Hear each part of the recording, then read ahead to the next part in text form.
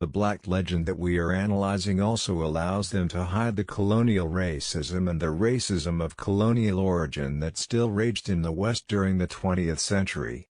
In regards to that, the significance of the historic rupture represented by Lenin is summarized in these terms by Stalin, quote, "Before, the colonial question was usually limited to a restricted group of problems that had to do with civilized nations, the Irish, Hungarians, Polish, Finnish, Serbs, and some other European nationalities.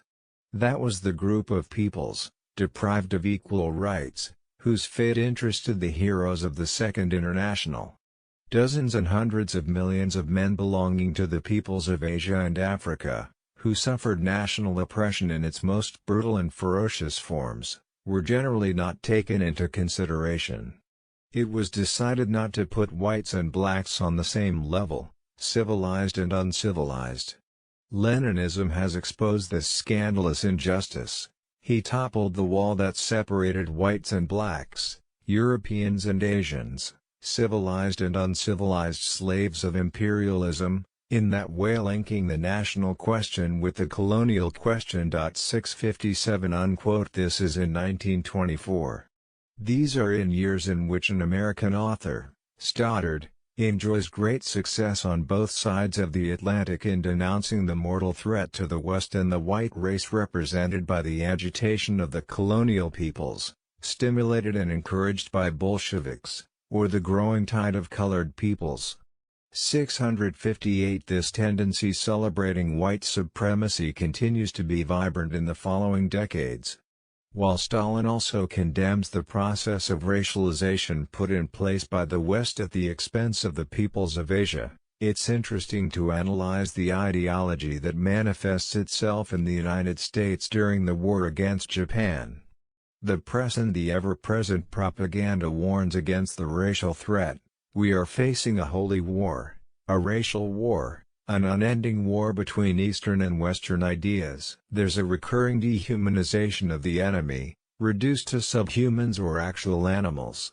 And it's an ideology with which the leadership in the Roosevelt administration is not unfamiliar. 659 Moreover, colonial racism in some ways continues to manifest itself in the capitals of the West even after the collapse of the Empire of the Rising Sun and the Third Reich.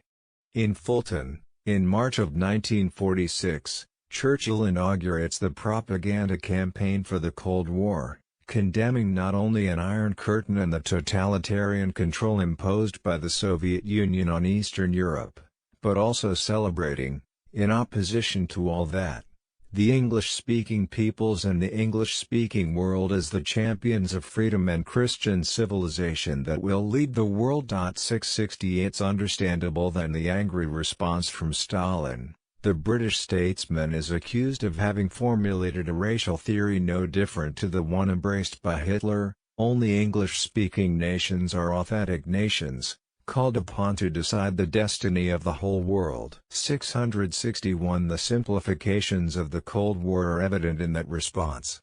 However, there's no lack of similarities between the celebration of the English-speaking peoples in Aryan mythology. From a linguistic community it's implied the unity of the race that speaks the language, and as evidence for the excellence of that race, they cite the cultural products of the Aryan languages or the English language. In his correspondence with Eisenhower, the language used by Churchill is even more unsettling.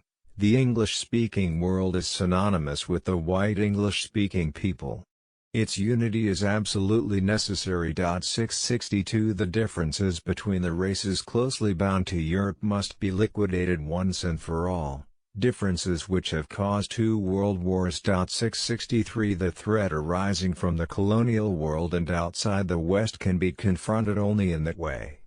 Thus, it's understood the appeal made in 1953 by Churchill, primarily to the United States. It's necessary to support Britain in its conflict with Egypt with the aim of preventing a massacre of white people. 664 It's not only Arabs who are alien to the white race.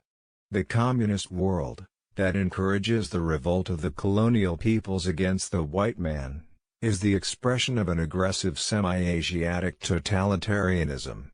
665 Clearly, the Cold War tends to be interpreted as a clash between the West, Christian civilization, and the white race, led by the English-speaking world or by the white English-speaking people, on the one hand, and the barbarians of the colonial and communist world on the other.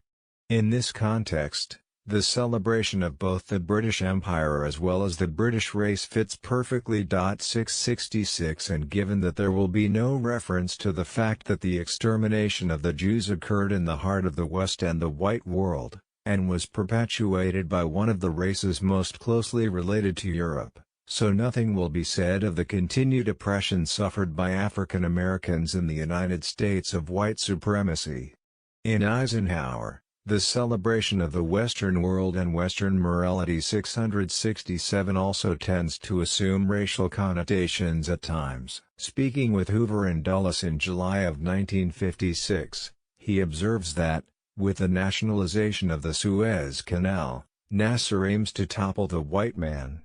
668 Still fresh is the memory of the Korean War, carried out by Washington, an American historian recognizes, with a disdainful attitude toward an inferior nation. 669